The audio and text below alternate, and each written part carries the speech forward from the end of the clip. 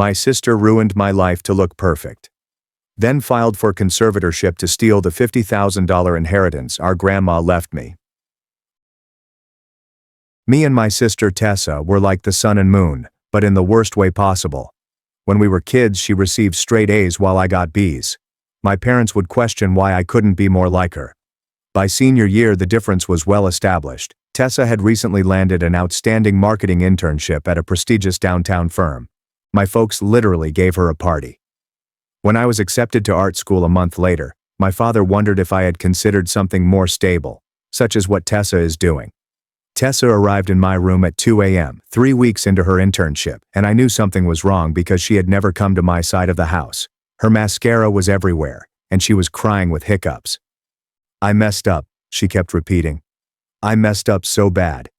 It turned out she had maxed her mom's emergency credit card by spending $3,200 on work outfits. I nearly choked when she mentioned the number. "Everyone there dresses like they walked out of Vogue," she added, taking my hands. "I didn't know. I just wanted to fit in. Rowan, you have to help me." I recall staring at her, not understanding. "Just tell Mom the truth. She'll understand," I said. Tessa did laugh, but it was bitter. "Are you kidding? She'll make me quit. She'll say I'm not ready for the real world." After that, she said the part that hooked me. "You have to say it was you. Mom already thinks you waste money on your goth clothes. She'll believe it, and she won't punish you as hard because..." Didn't finish her sentence. But I understood what she meant because Mom had already predicted that I would make mistakes. So I did it. I took a fall. Mom discovered the charges the next morning, while Tessa was conveniently at her internship. I waited there while Mom cut up the credit card and lectured me about how gothic accessories don't make you exceptional. The following day, I started working at a coffee shop and later added nights at a gas station. My life became saturated with 50-hour work weeks and math study.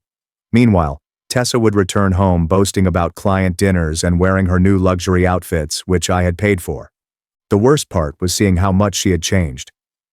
After being promoted to junior coordinator, she would make these statements. "This whole thing was probably good for you, Rowan. Finally learning financial responsibility." When I questioned if she would pay me back after 6 months, she told me to thank her for the life lesson. Move forward 3 years. Our entire extended family gathered for Thanksgiving, and I had recently mentioned taking out loans for graduate school. Tessa's eyes glowed with that familiar predatory glitter. She delivered a message about financial responsibility loud enough for everyone to hear. The entire table listened as she painted a picture of my alleged $3,200 gothic shopping binge, how mother and father had to teach me a terrible lesson, how I worked all those terrible hours to repay my irresponsible debt. Something in me suddenly snapped. 3 years of remaining quiet. 3 years of being the family's disappointment while she acted like the perfect daughter in clothing I paid for. Actually, I heard myself remark, "Since we're sharing financial wisdom, why don't you tell everyone what that money really bought?" The table became silent. Tessa's smile stopped as I brought out my phone and explained how I learned to preserve receipts when working in retail. I described every designer purchase she made, including the Diane von Furstenberg dress, Jimmy Choo heels, and the whole professional wardrobe she was so proud of. All purchased on May 15, 2019, 3 weeks into her internship. The room was hushed as I told the true story. She implored me to take the fall. How I worked 50 hours a week my senior year, missing my own art show to cover shifts and falling asleep at graduation due to exhaustion. All the while she was promoted in clothes I had paid for. Mom's fork clattered on her plate. Tessa opened and closed her mouth like a fish, attempting to make sentences. When she finally stammered something about me having to learn a lesson, I completely lost it. I told everyone about my continual sleep deprivation, homework done at gas stations, and seeing my sister ascend the corporate ladder in heels purchased with my low-wage income. Uncle Richard, who had toasted Tessa an hour before as the accomplished niece, sat transfixed. Aunt Janine looked at Tessa as if she were seeing her for the first time.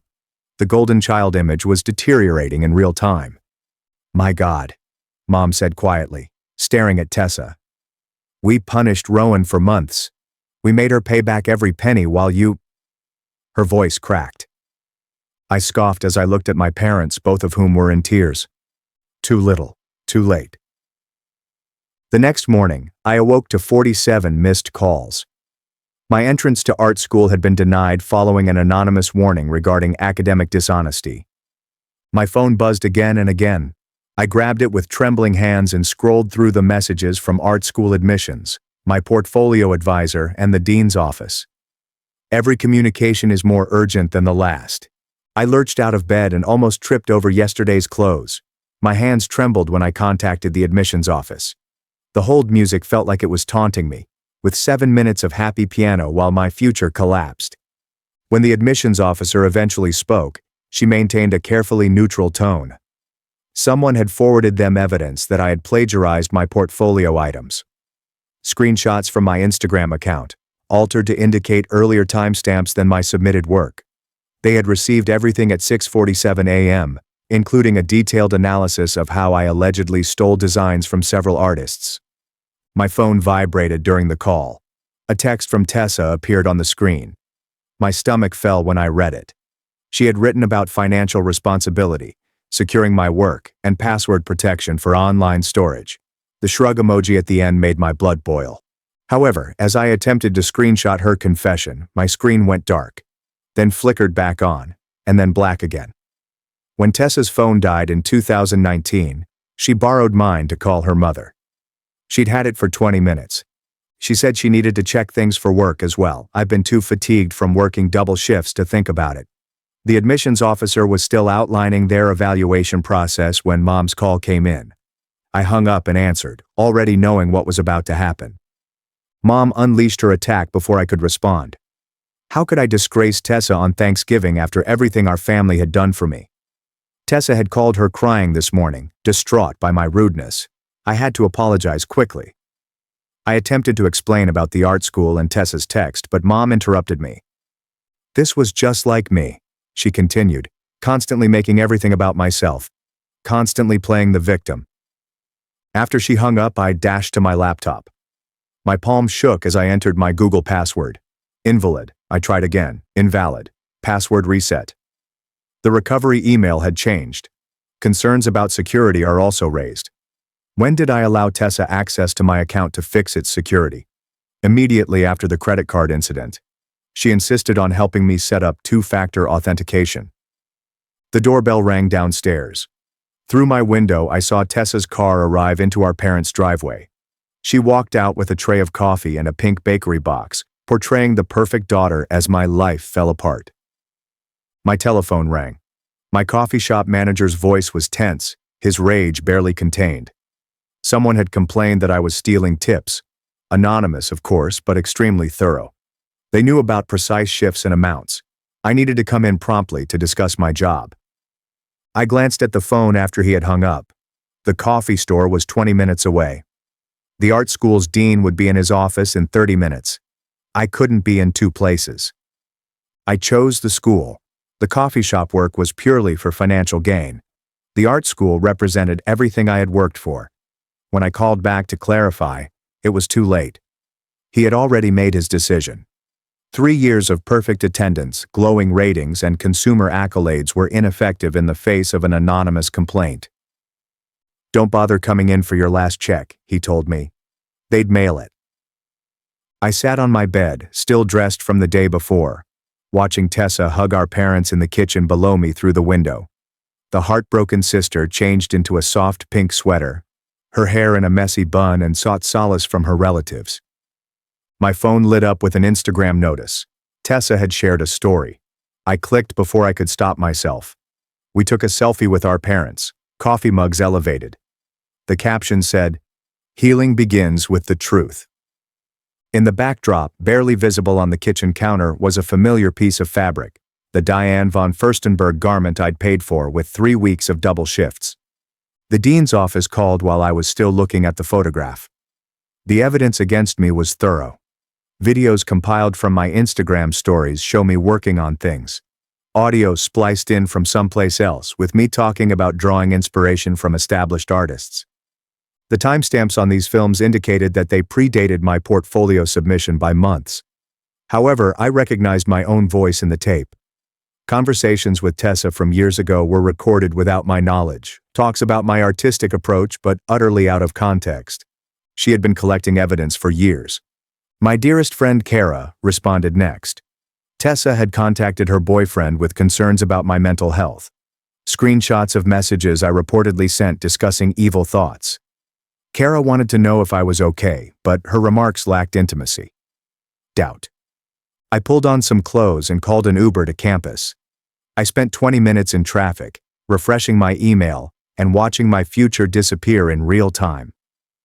The driver remained looking at me in the mirror as I grumbled to myself, attempting to figure out how many times Tessa had accessed my life. The art building appeared different, smaller, as if it had already rejected me.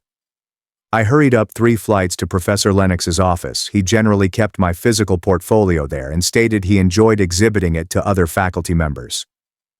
The office door was open. Professor Lennox sat at his desk, my portfolio laid out before him. Several pages were missing, including the ones that best demonstrated my artistic development and unique style evolution. He looked up as I arrived, his expression unreadable. He indicated the security footage from previous night had been altered. But the janitor described seeing someone, a nice blonde lady, who claimed to be my sister and was picking up something I had left behind. My phone vibrated. Tessa returns, this time to discuss my gas station work. She had already contacted that boss, expressing her concerns about my confession at Thanksgiving and my history of financial responsibility. I settled into the chair across from Professor Lennox. 3 years' worth of work was spread around his desk, with big voids. The remaining portions were fragmented and amateurish, lacking the context of the lost pages. My roommate texted as I was sitting there. She'd received emails regarding my stealing history, anonymous, but detailed. She wanted to discuss our living circumstances. She said the trust was gone. Can I start looking somewhere else? I launched my password management app on my phone, desperate for access to my accounts. The most recent logon revealed Tessa's device 3 days ago. How? Then I remembered how insistent she had been in helping me manage my passwords the night she borrowed my phone in 2019, said I needed more security. I'd given her my master password in case of emergency. My phone's screen went black again. This time, it remained dark for 30 seconds before returning. A reminder that Tessa might see everything I did. The gas station manager called while I was still in Professor Lennox's office. Tessa had come in person, he explained as a worried sister. She brought copies of my confession to supper. He appreciated her watching out for me, but he couldn't let someone with an admitted thievery past handle cash. 2 jobs finished in 1 morning. My savings would last around 2 months if I was careful, and even less if I needed to find a new place. I walked back outdoors, squinting in the morning sunlight. My Uber driver had long since departed. I'd need to take the bus home. While I was waiting at the stop, I spotted something in my email. A legal document submitted 2 days before Thanksgiving. Tessa petitioned to become my financial guardian, citing a history of irresponsible behavior that necessitated intervention. She'd been planning this for 2 days before Thanksgiving, before I'd even mentioned the outfit. The bus ride home lasted 40 minutes. I spent it reconstructing the timeline of every loaned phone, every useful security fix, and every recorded discussion. Years of preparation led up to this point. Tessa's automobile was gone by the time I arrived home, but the harm had already been done. Mom barely acknowledged me when I walked in. Dad grumbled something about disappointment and returned to his studies. I climbed the steps to my room, each one heavier than the last. My laptop was open on my desk. Google is still denying me access. My phone vibrated with another text. It's the roommate again. She wanted me to leave by the end of the week. I looked at my reflection on the black phone screen. 3 years ago, I was the girl who took the fall to protect her sister. And now I was the girl who had lost everything because I had finally admitted the truth. The irony was not lost on me. Tessa had taught me about financial responsibility after all. She had showed me the cost of trust and familial loyalty. The lesson had only taken 3 years to finish. My phone buzzed once more. I received an email from the art school. They'd be undertaking a formal review, but I should act as if my admission had been void. They took academic integrity extremely seriously. I sat on my bed in the exact position where Tessa had grieved 3 years before. No tears fell, just a hollow sense that this was simply the start. Tessa had 3 years to plan. To be honest, I just had one dinner. The score had already been decided. I packed everything I could fit into 2 suitcases while my parents remained downstairs, like I didn't exist. My roommate's eviction notice left me with little choice but to return to this place where I was no longer welcome. My hands moved mindlessly, folding clothing while my mind raced through Tessa's deliberate devastation of my life. The doorbell rang. Through my window I saw a process server giving Dad paperwork. His cheeks turned pale as he read them. Within minutes, both parents arrived at my door. Mom clutched the restraining order petition, her hands quivering. Tessa filed it that morning, citing my increased harassment and the scary confrontation on Thanksgiving. Dad's voice was chilly as he emphasized that I couldn't stay here if Tessa felt frightened while visiting. They had already met with their lawyer. I had 24 hours to locate another place, or they would have to formally evict me to comply with the potential ruling. I called Aunt Janine and swallowed my pride. She listened to my explanation before sighing. She had a free room, but only if I recognized my mistakes and agreed to attend therapy for my jealousy issues. Tessa had already called, weeping at my obsession with her achievement. My phone vibrated. The gas station manager had reconsidered and would allow me one last shift tonight to pick up my belongings and final check. I agreed, eager for any revenue. That evening, I worked my last shift in a blur. Regular consumers avoided eye contact. During Thanksgiving, word spread about my theft confession. Tessa's version of events had already become widely accepted as true. During my break, I discovered Tessa's latest film. She complained in our neighborhood Facebook group about feeling afraid following my public attack. The comments were savage. People I'd known for years branded me unstable, indicated I needed treatment, and commended Tessa for her courage in speaking out. My phone screen is flickering black again. When it came back, my Instagram account was deactivated. The password had changed. Years of work are hidden away in my digital art portfolio. Tessa was eliminating me bit by bit. When I returned to my parents' house around midnight, my stuff were already packed in boxes by the front entrance. A note from Mom stated that they had paid for a week in a nearby motel. She wrote, "Until you figure things out." No signature. The motel room smelled like cigarettes and disappointment. I sat on the thin mattress, laptop open, and attempted to enter any of my accounts. Everything was locked.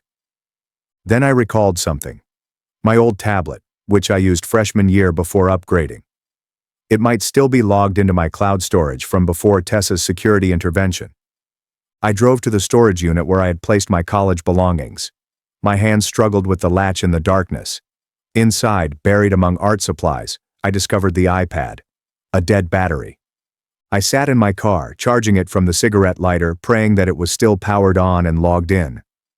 My heart raced as I accessed my cloud storage and downloaded all I could before Tessa detected the security flaw. Portfolio pieces, images, and documents were all transferred on a USB stick I purchased at a petrol station. My telephone rang. I didn't recognize the name Wes Calder. He identified himself as a previous intern with Tessa's organization. I was fired 6 months ago for squandering company cash. He had seen my Facebook post about the Thanksgiving event. He had knowledge about Tessa, but they needed to meet in person. The next morning I met Noel at a diner 2 towns away. He appeared fatigued from working 3 jobs since Tessa damaged his career. He showed me emails, receipts, and documents. Tessa had charged personal purchases to the company card and then accused him when accounting detected. She convinced everyone that he was a thief, had him dismissed, and destroyed his references. Noel had saved everything in the hopes of one day clearing his name. The receipts revealed Tessa's shopping habits and signatures, but his NDA precluded him from using them in any legal proceedings. He could provide them to me, but I couldn't use them in court. I videotaped our talk on my phone, employing the identical strategies Tessa instructed me. Noel characterized Tessa as manipulating their employer, playing the victim, and crying in meetings about feeling targeted by the intern who uncovered her stealing. After Noel had departed, I sat in my car, processing. Tessa's done this before. I wasn't special. I was only her latest victim. My phone vibrated. A text message from Emily, Tessa's roommate, was sent at 2 a.m. She was blasted and felt guilty. Tessa giggled at the goth phase financial education she had given me. But there was more. Emily mentioned a girl named Jade, whom Tessa had taught a lesson in college. Emily's next text arrived quickly after. Tessa had viewed the messages. Emily retracted everything and said I was harassing her. The text concluded, "She made me send this." I drove to the courts to submit my response to the restraining order. As I handed in my handwritten declaration, the clerk gave me a sympathetic glance. I couldn't afford an attorney. Tessa had retained one of the city's top firms. Outside the courthouse, I Googled Tessa's college roommate, Jade Summers. I found her on LinkedIn. She works as a teacher 3 states away. Her Facebook page was locked down, but I discovered an old college newspaper piece. Jade was expelled for academic dishonesty in junior year, lost her scholarship and never graduated. The facts were sketchy, but the timing coincided with Tessa's requirement for a single room. I messaged Jade on LinkedIn and explained who I was. She responded within an hour. She couldn't help. Tessa had shattered her college hopes. She had rebuilt her life and could not go through it again. But she verified my suspicions. Tessa had faked evidence, fabricated reports, and ruined Jade's future over a little roommate squabble. The restraining order hearing was scheduled in 3 days. I spent them living in my van, taking showers at the gym, and applying for jobs over coffee shop Wi-Fi. Every application inquired about criminal history. I didn't have any yet, but Tessa was working on it. Lennox, my former art professor, texted me and asked to meet. He discovered my 2018 sketches in his office, showing the originality of my portfolio. But when Tessa realized he was assisting me, she went to his office. The security footage from her visit was strangely degraded. But then Lennox demanded an instant transfer to another college. He handed me the sketches and an audio tape of Tessa threatening his career if he wrote me a recommendation letter. The evidence piled up, but none of it was admissible. Everything I'd obtained involved breaching regulations that Tessa could use as evidence of harassment. She prepared for this and capitalized on my desperation, making me careless. Tessa entered at the restraining order hearing in a conservative suit, appearing frail. She had produced character witnesses from work, printouts of my threatening social media messages, and proof of my break-in to collect my tablet from storage. She cried as she told how she had been living in fear since Thanksgiving. I represented myself, my voice cracking as I attempted to illustrate the methodical devastation of my life. The judge appeared skeptical. Where was my evidence? Why didn't I report the alleged harassment earlier? Did I have any witnesses?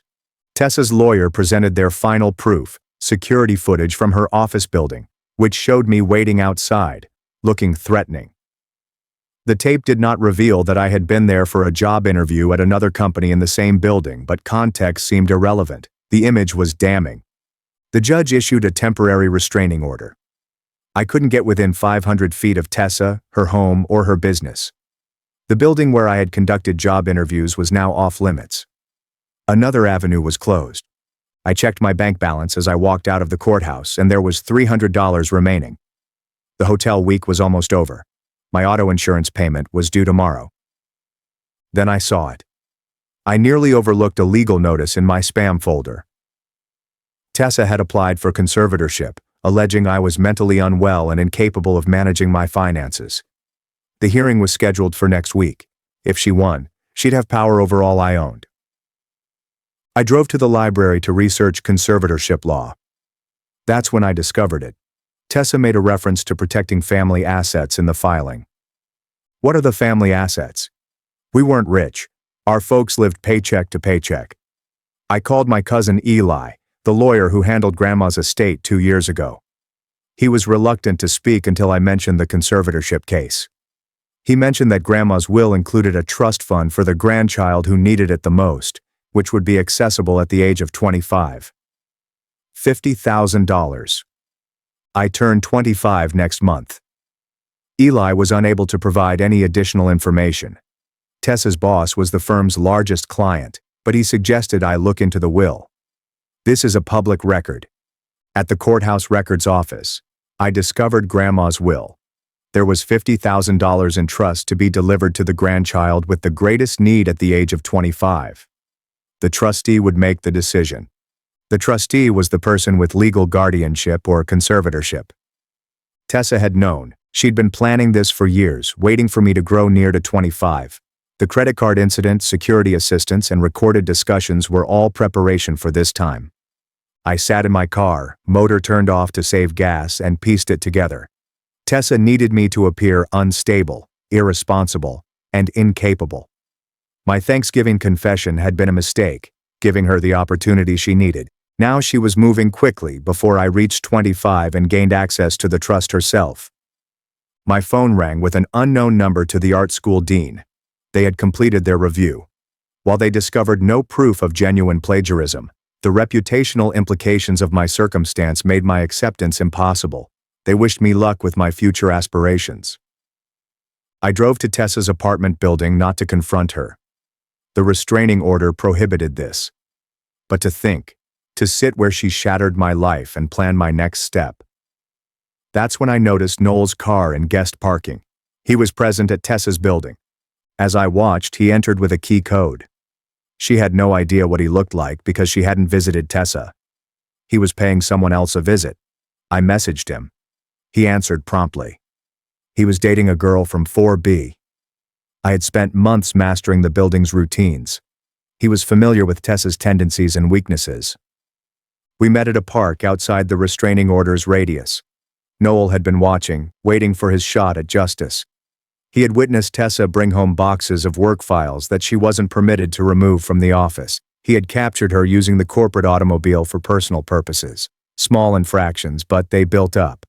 More importantly, he remained in touch with other former employees. 3 others shared similar stories. Tessa's practice of professional exploitation dated back years. But everyone was too afraid to speak up. She damaged their careers and reputations. I've made a decision. If I were going down, I would document everything. That ship had sailed for the truth rather than for the court. I created a blog. Anonymous but detailed. Every piece of evidence, relationship, and pattern. Noel donated his files. The others gradually started telling their stories. Tessa discovered the blog within days. Her lawyer submitted a cease and desist letter to the hosting business. But I'd learned from her about several backups, mirror sites, and everything stored. The truth was more difficult to obliterate than she had anticipated.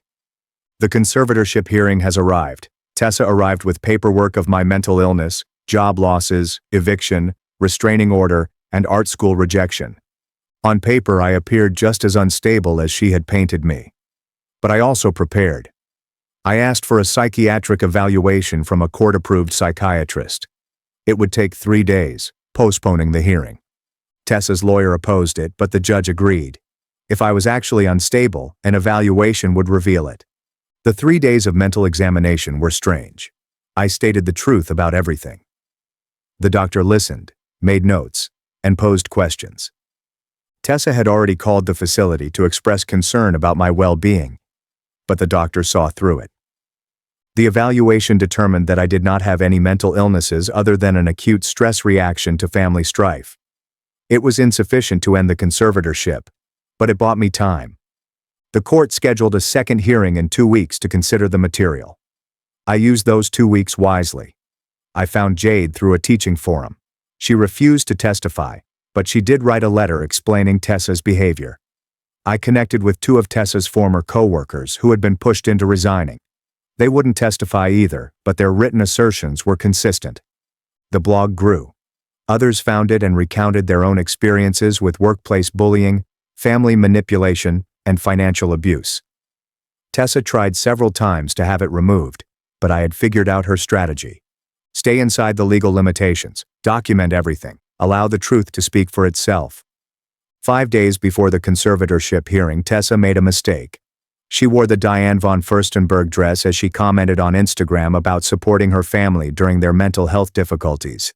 She's wearing the same dress as in her Thanksgiving post. Noel took a screenshot before she could delete it. I'd been living in my van for 2 weeks, showering at the gym and earning casual jobs via apps. Rock bottom felt like freedom. Tessa had taken all she could. There was nothing more to lose. The night before the hearing, I parked outside the storage facility to study my evidence. Although it was inadmissible in court, It did establish a picture of Tessa's pattern of destruction over time and with multiple victims, the trust fund motive, the calculated timing. My phone vibrated. Mom has finally reached out. She had seen the site, read the stories, and began to recognize the pattern she had been missing for years. She apologized. But what could she do now? Lawyers were involved. The damage was done. I told her about the $50,000 trust fund that Tessa was attempting to steal. Mom became silent. She didn't know. Dad didn't know. Tessa had kept that a secret as she planned her final move. The conservatorship hearing would determine everything. If Tessa won, she'd have complete power over my wealth, future, and personal life. She would manage the trust fund for my benefit. If I won, I'd still be unemployed, homeless, and without a good reputation, but I'd be free. I spent the last night in my car writing, not for this blog, but for myself. Every moment, choice, and outcome will be documented. I wanted to keep a record of the truth, whether I won or lost tomorrow. As morning came on the parking lot, I prepared for court. I showered at the gym one last time, put on my one clean outfit. I gathered my inadmissible proof, my psychological evaluation, and the written testimony of Tessa's other victims. The hearing started at 9 o'clock. Tessa would appear polished and prepared, accompanied by pricey lawyers. I would arrive alone, armed solely with the information Mom had spent years educating me to document. I assumed the score had already been settled weeks ago, but I was incorrect. The game was still in play, and Tessa had trained me well. Financial responsibility. As the sun rose higher in the sky, I drove toward the courthouse. My evidence USB drive is in one pocket, while Noel's recordings are in the other. 3 years of preparation on her end, 3 weeks of urgent paperwork on mine. The final lesson was about to start. The courthouse parking lot was already crowded when I arrived. I circled 3 times before settling on a location toward the back. My hands left sweat streaks on the car wheel as I gathered my evidence folders. Through the glass doors, I noticed Tessa's lawyer setting up at the plaintiff's table. Tessa is still missing. The security line moved slowly. I noticed the clock had passed 8:45. The guard scrutinized my USB disk suspiciously before allowing me to pass. The metal detector beeped at Noel's recordings in my pocket, but they let me to keep them after scrutiny. Tessa entered the courtroom at 8:55, dressed in a navy suit that was probably more expensive than my automobile. She had 3 character witnesses from her company. Her attorney had a stack of paperwork thick enough to serve as a door block.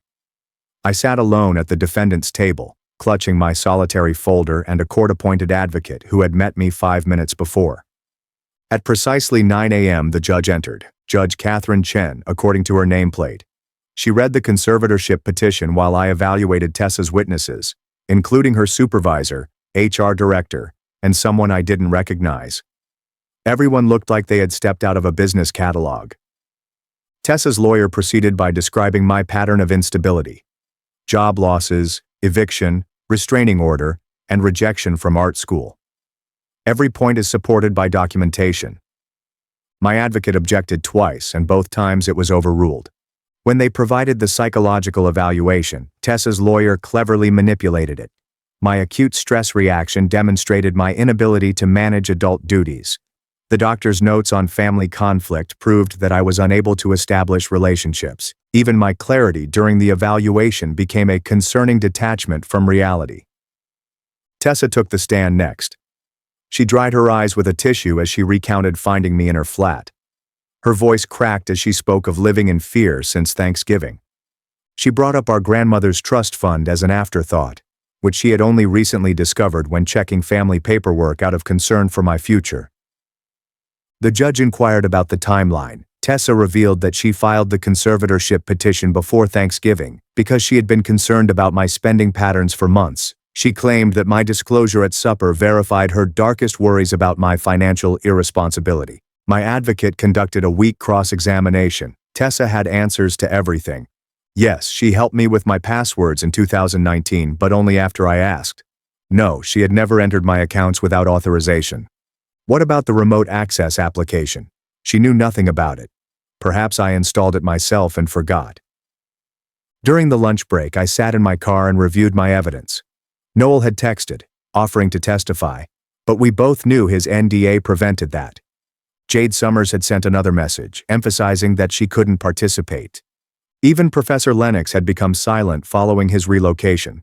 The afternoon session focused on my current circumstances, which include living in my car, no permanent employment, and a practically empty bank account. Tessa's lawyer depicted her as a person on the verge of catastrophic devastation if no action was taken. Then came the witnesses.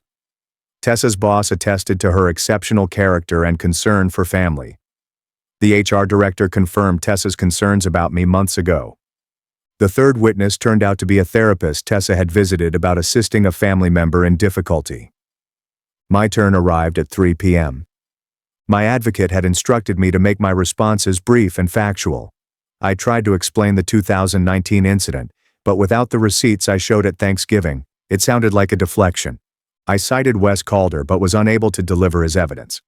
I brought up Jade Summers, but she refused to help. The judge inquired about my evidence folder. I discussed the blog, the trends I'd discovered, and the other victims who had come forward. Tessa's lawyer objected to unsubstantiated internet rumors. The judge decided that nothing from the blog could be considered.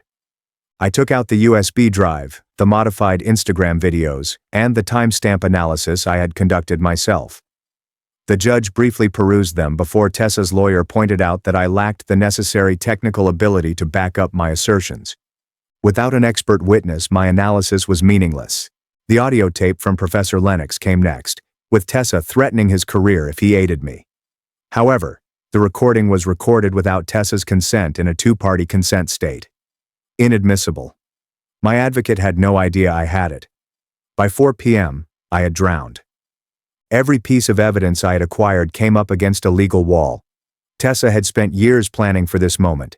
I had 3 weeks of desperate scrambling. The judge declared a brief recess. In the bathroom, I splashed water on my face and looked at my mirror, which revealed black circles under my eyes and hair that I had chopped myself to save money. I wore the same black jacket to Thanksgiving. My only court-appropriate attire now. Tessa's lawyer delivered their closing argument in court. I was a young lady in trouble, unable to handle fundamental life tasks. The job losses, homelessness, and neurotic preoccupation on Tessa all indicated that someone needed help. The trust fund would provide resources for my care, with Tessa overseeing its usage properly. My advocate tried her best. She pointed out that I had held jobs for years prior to the recent incidents. My psychological evaluation revealed no mental disease. The timing of Tessa's petition seemed strange, but without proof of Tessa's manipulation, everything sounded thin. Judge Chen deliberated for 20 minutes. When she reappeared, her expression remained neutral. She agreed that the matter was convoluted, as are many family conflicts. However, the facts plainly demonstrated that my position was deteriorating and required assistance. The conservatorship was granted for a year, with a necessary review after 6 months. Tessa would manage my finances, including any inheritance or trust monies. I was expected to keep stable housing and work. Weekly treatment sessions were mandatory. Any breach would extend the conservatorship. Tessa's emotions were genuine when the judge gave her decision. She approached me thereafter, stretching out as if to hug me. I took a step back, bumping into the table. She murmured something about wanting to help. My advocate guided me away. Outside the courthouse, I sat on the stairs, attempting to understand what had occurred. My phone vibrated with the formal order. Tessa now had complete authority over my bank accounts, credit, any money I made, and the trust fund that I would be able to access in 3 weeks when I turned 25. Mom called as I was still sitting there. She had observed the proceedings from the gallery. Her voice was deliberate and measured. She urged I return home and follow the court's orders. Let Tessa help me get back on my feet. The same enabling pattern has caused this problem. I drove to the storage facility one final time. Tessa would shortly take inventory of my possessions and decide what I could keep. I sat among my college belongings, my painting tools, and the relics of the life she'd deliberately wrecked. The tablet I used to keep my portfolio has arrived. I slipped it inside my jacket. One small rebellion. That night I parked behind a 24-hour grocery store and utilized their Wi-Fi to update the blog for the final time. I posted the court's verdict on the truth about the trust fund and the years of planning that had built up to this point. Within an hour, Tessa's lawyer had issued another cease and desist order. The hosting business removed the site, but the internet retains a memory. Others had archived the posts. Screenshots of financial abuse and toxic families were shared in online forums. Tessa couldn't erase everything, even having won all that mattered. The next morning, I traveled to Tessa's apartment building, not to violate the restraining order but to see Noel one more time. He was leaving, beginning again in another city where Tessa's influence could not reach. He offered to help me depart as well, but I had court-mandated therapy to attend. The therapist's office was located in a strip mall beside a manicure salon and a tax business. Dr. Catherine Roberts, according to the door. Naturally, Tessa had picked her. The first session focused on my Tessa-related persecution complex. I sat in silence for the majority of it, knowing that whatever I said would be reported back. Tessa had secured a position for me at a call center. She was paid the minimum wage, had her hours regulated, and had direct deposits into an account she controlled. She also found me a room in a boarding house with a shared bathroom and no kitchen, which met the stable housing criterion. My new routine started instantly. Thursdays, work at 8 a.m. and therapy at 5 p.m. Tessa inspected my purchases on a weekly basis, criticizing every penny. She provided me $50 every week for food and miscellaneous expenses. The remainder went toward repaying bills I'd never incurred. 3 weeks later, I turned 25. The trust fund is automatically deposited to the conservatorship account. I couldn't touch $50,000. Tessa texted me about investing responsibly for my future. I did not respond. I'd realized that quiet was my only method of resistance. Noel sent an email from his new city. He'd got a job and began rebuilding. The other victims of the blog remained in touch discreetly. We couldn't legally help each other, but knowing we weren't alone was comforting. After 2 months at work, I was promoted to Employee of the Month. Tessa received a $100 bonus as part of her acknowledgement. She texted me congrats and reminded me of financial responsibility, the same sentence that had begun it all. The boarding house was full with folks like me, broken by circumstances and beginning over from scratch. We didn't say much, yet we understood one another. Everyone was rushing away from something or someone. My art supplies stayed in storage. Tessa had deemed them non-essential and sold the majority. She preserved the portfolio pieces as evidence of my progress while under her care. During lunch breaks, I would doodle on napkins using muscle memory to keep my talents alive. The 6-month review neared. Tessa's lawyer issued a report that demonstrated my compliance, consistent employment, stable housing, attendance at therapy, and adherence to all requirements. The conservatorship would certainly last indefinitely. Professor Lennox relayed a message via a pupil. He had seen my paintings in a little exhibition before everything transpired. A curator was interested, but I was unable to develop new pieces. I couldn't access my old ones, could not even afford supplies. Another door was closed under Tessa's influence. Jade Summers reached out once. She had been where I was. It took her 5 years to properly rebuild. She gave advice. Comply. Document everything. Wait until Tessa makes a mistake. They always did eventually. But I'd previously seen how Tessa's mistakes were irrelevant when she controlled the narrative.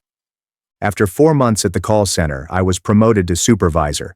The raise meant nothing because Tessa controlled the money, but it looked good to the court as evidence that I was stabilizing under her supervision. Some evenings I would sit in my small room and do math. At minimum wage, with Tessa in charge of everything, I'd never be able to save enough to challenge the conservatorship legally. The system was supposed to be unbreakable once you entered it. 6 months passed, and another court date arrived. Tessa wore the same navy suit. She gave evidence of my progress. The judge acknowledged my compliance and prolonged the conservatorship for another year. Tessa hugged me afterwards. I stood firm, arms at my sides. That night, I discovered a message slid under my door at the boarding home. Emily, Tessa's roommate, was moving out. I couldn't live with the guilt anymore. She had saved screenshots of Tessa's communications from the game she was playing with me, but screenshots weren't sufficient. We both knew it. I continued with the routine: work, therapy, and compliance. Tessa had completely gained the trust fund she desired, the control she sought, and the story she had created. I existed now as a supporting player in her success tale, the troubled sibling she had rescued. A year is gone. Another review. Another extension. The therapist stated, I still showed resistance to accepting help. Tessa proposed increased sessions. The judge concurred. More of my wages were diverted to unnecessary treatments. Noel issued a wedding invitation. He'd remade his life entirely in another city. I couldn't attend. Tessa needed to approve the trip. But watching his achievement reminded me of something I had lost, confirmation that life existed beyond Tessa's grasp. The boarding home tenants changed frequently, but the stories remained consistent. People trapped by systems intended to help but twisted to control. We were all living proof that the truth doesn't always matter when you can't afford to prove it. Tessa made her first serious error after 2 years. She posted on Instagram about a shopping excursion in luxury outfits, but I wore thrift store discoveries. Someone who had followed the blog recognized her and mentioned the trust fund. She promptly removed it, but the screenshots spread. The court did not care. Social media drama was not indicative of financial malfeasance. Tessa's lawyers spun it as her maintaining a professional demeanor while handling my care. The judge reassured me that gratitude would aid my recuperation. I learned to comply while preserving internal resistance, smiled during therapy, thanked Tessa for her assistance in court. I played the rescued sister and documented everything in concealed notes. Maybe one day they'll matter. Perhaps not. The phone center closed after 3 years. Tessa found me another minimum wage work within a few days, this time doing data entry. Numbers on a screen all day. She referred to it as progress, building my resume. I termed it existence without living. My 28th birthday went unacknowledged. Tessa managed the trust fund, and it grew. She delivered quarterly reports demonstrating that the money that should have funded my art career was now sitting in investments that I couldn't access. Some blog followers continued to contact me on occasion. They had formed their own forums to discuss conservatorship abuse. My experience had become a cautionary tale about how planning and influence can turn family relationships into legal entanglements. Tessa became engaged to a senior partner at her firm. She asked me to be a bridesmaid.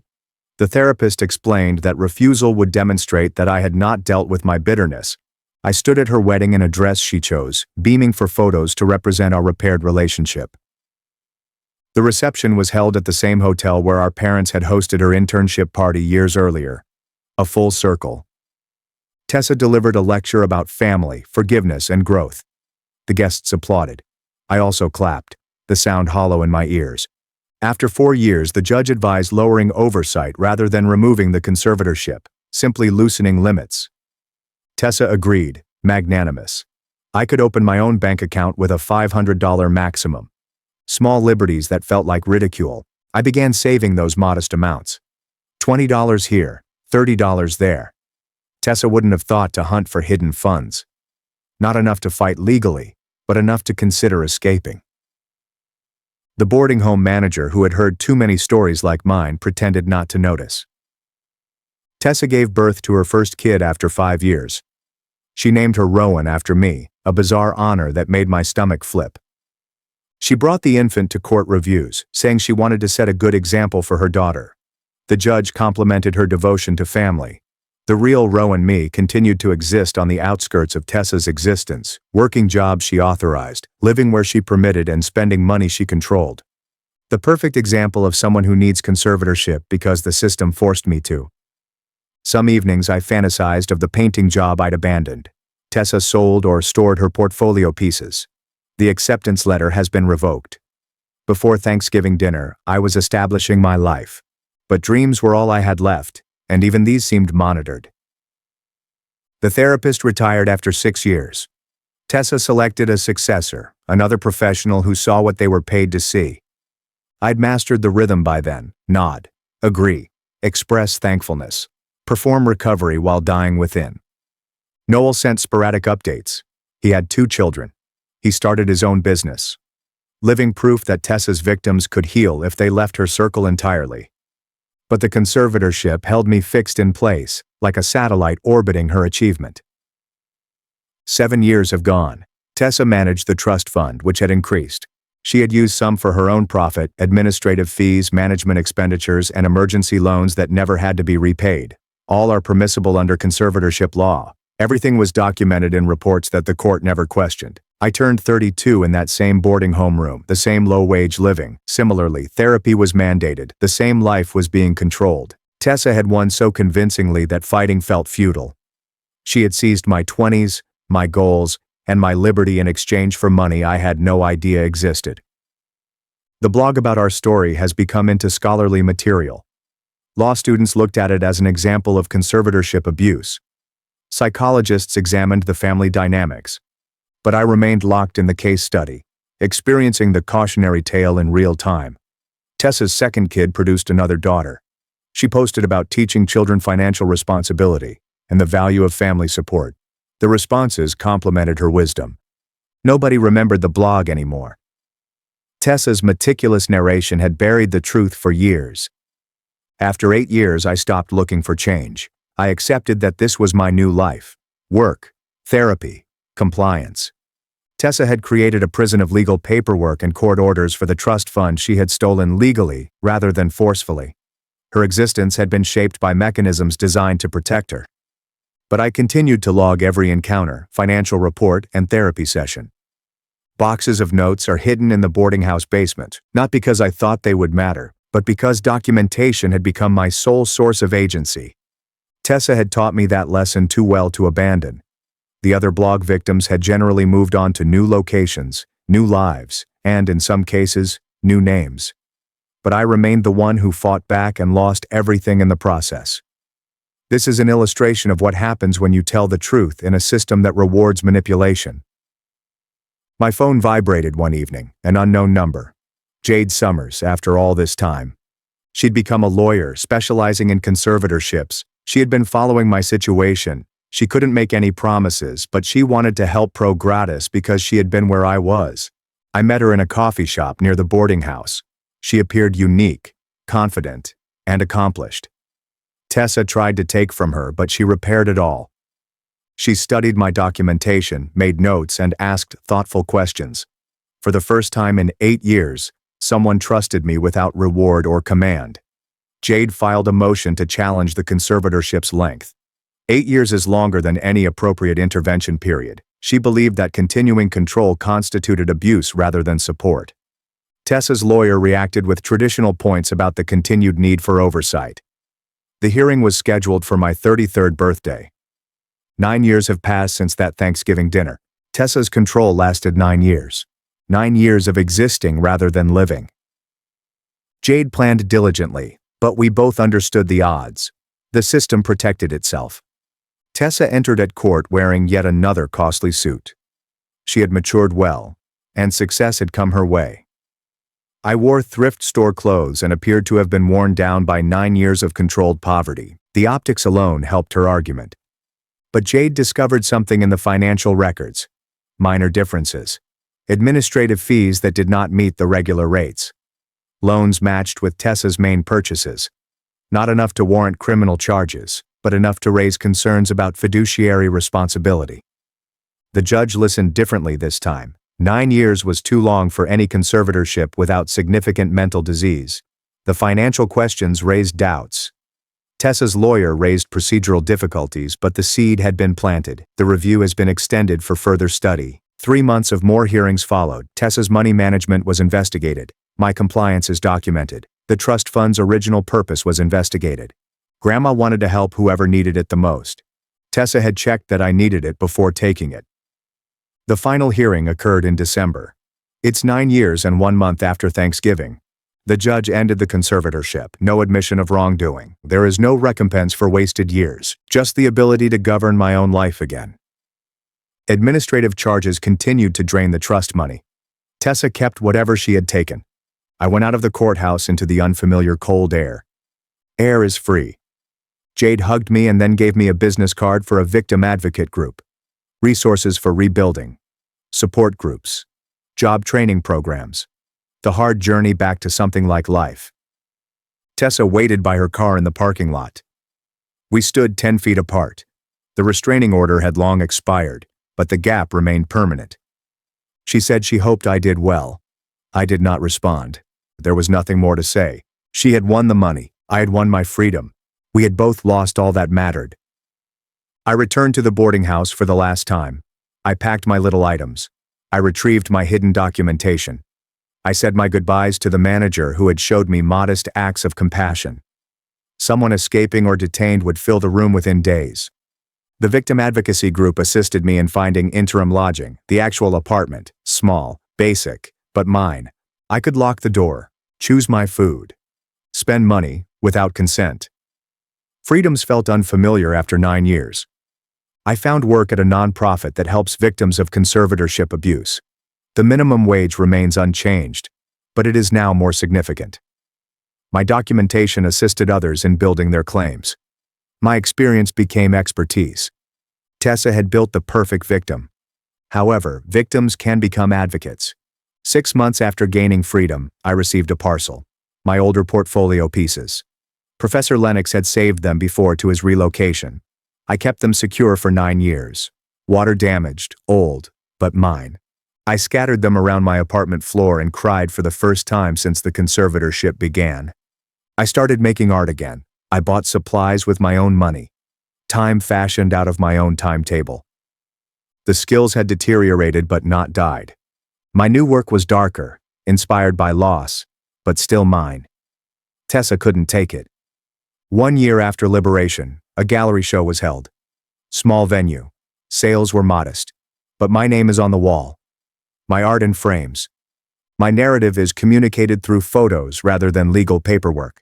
Some works were sold to people who had read the blog years before. Full circle, yet not the same. Mom reached out after viewing the program notice. She wanted to reconcile, to explain, to find tranquility. I did not respond. Some bridges were entirely destroyed and could not be rebuilt. She'd chosen Tessa's story over my own. That choice had ramifications. Tessa's life progressed successfully. Promoted to partner. Perfect family. Beautiful home.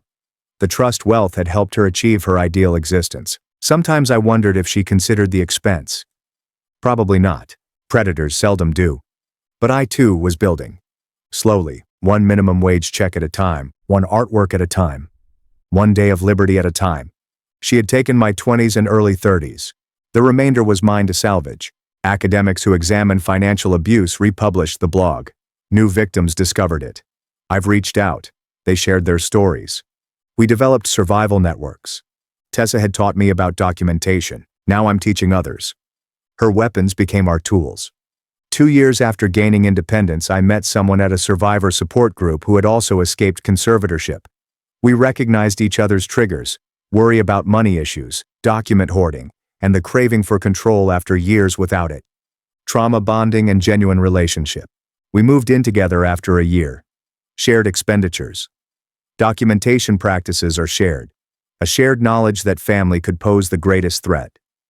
We developed cautiously, understanding how readily trust might be weaponized. Tessa had taught both of us that lesson.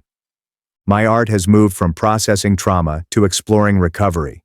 Critics described it as direct, honest, and unsettling. It sold enough to complement my nonprofit wage. Not the profession I had envisioned at 22, but one I had earned through survival. Tessa sent me a greeting for my 35th birthday. Something about putting the past behind us and becoming sisters again. Her daughters would be delighted to see their aunt. I blocked that number. Some relationships could not be saved and simply survived.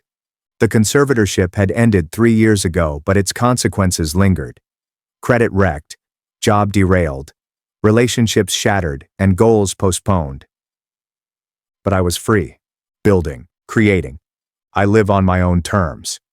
Tessa had won the game she was playing, but it was over. Life continues. I continued working for the NGO, promoted to case manager and then program coordinator. After years of growing, my pay finally topped the minimum wage. The American ideal has been delayed and weakened, but it is not dead. My partner and I got married at City Hall. No family members were invited. Our chosen witnesses were fellow survivors. We celebrated at the cafe where I first met Jade Summers. Small joy, but genuine. Tessa couldn't touch it. The trust fund was used to pay for Tessa's life and legal expenses. But I'd learned that money wasn't the only legacy. Grandma had also left. Stubbornness, resilience, the ability to document anything. Tessa could not steal these gifts. I ran into Emily in a supermarket store 5 years after gaining my freedom. Tessa's former roommate seems haunted. She apologized once more for not being more helpful. I informed her that I understood. We were all just trying to stay out of Tessa's grasp. Some escaped, some did not. My artwork began to sell to people who admired survival stories. Not famous, not rich, but it's sustainable. I could afford supplies, pay rent, save a little money, and create the life Tessa had attempted to prevent, slower than expected, but mine. The nonprofit grew. We assisted dozens of people in escaping abuse while in conservatorship. In some circumstances, such as mine, families use protective systems. Others are different, but equally trapped. Each win is little, but significant. Tessa had established an advocate via her maltreatment. Sometimes I thought about her. What type of person would spend years planning to ruin their sister? What did she say to her daughters about their missing aunt? Did she ever feel guilty, or did success justify everything? Questions without answers. Predators rarely self-reflect. My story became a teaching tool. Law schools invited me to talk about conservatorship reform. I presented my documentation. I explained the tactics. We were warned about family predators lurking behind concern. Some pupils took notes. Others appeared to be uncomfortable identifying dynamics in their own homes. 7 years after independence, I accomplished something Tessa couldn't take. Peace, not forgiveness. I am not forgetting, but acceptance. Some folks prefer destruction, that I had survived her worst, created from nothing. Beauty was created out of anguish. That was my victory. Gentrification claimed another shelter as the boarding house where I used to live closed down. I assisted in relocating residents and recognized myself in their controlled poverty. Some are escaping conservatorships. Others have various traps. Everyone needed what I needed, someone who believed them. My partner and I purchased a little house. Nothing fancy. There was a need for jobs. But it's ours. The mortgage approval felt unreal after years of financial restraint. We painted the walls in hues Tessa would have considered wasteful. She filled rooms with art that she would have judged unnecessary. She created a home that she couldn't touch. 10 years after that Thanksgiving dinner, I finally felt like myself, changed, scarred, but mine. Tessa stole a decade, but not my life. The girl who had fallen in 2019 was gone. The woman who had survived remained. I'm still documenting everything. Old habits die hard. Receipt boxes can be filed, recordings of key conversations, screenshots are stored in triplicate. Tessa had taught me to be vigilant. Now it protects me rather than serving her. The ultimate irony appeared in a letter from a lawyer. Grandma's inheritance had one more asset, a painting she had created that was stored in a cousin's attic. Worth little money but left expressly for me. This is the grandchild who needs it most. To Rowan. By name. Tessa couldn't touch it. I put Grandma's artwork in my home office, which had abstract swirls of color that reminded me of my own work. Tessa was unable to sever the connection. An inheritance that goes beyond money. Proof that certain things can withstand even the most deliberate destruction. My life at 35 was nothing like I had envisaged at 22. No prestigious artistic career, no traditional success, but I had freedom, love, purpose. Things Tessa couldn't measure or control. She had won the game, but I had gotten my life back. Sometimes young artists contact me after finding my work online. They noticed the gap in my resume. Years were gone. I told them the truth. That sometimes family was the greatest threat, that success was not always linear. Survival was its own art form. Tessa remained in my past. A lesson learned through pain. A reminder that trust requires verification. A ghost haunted family events that I no longer attended.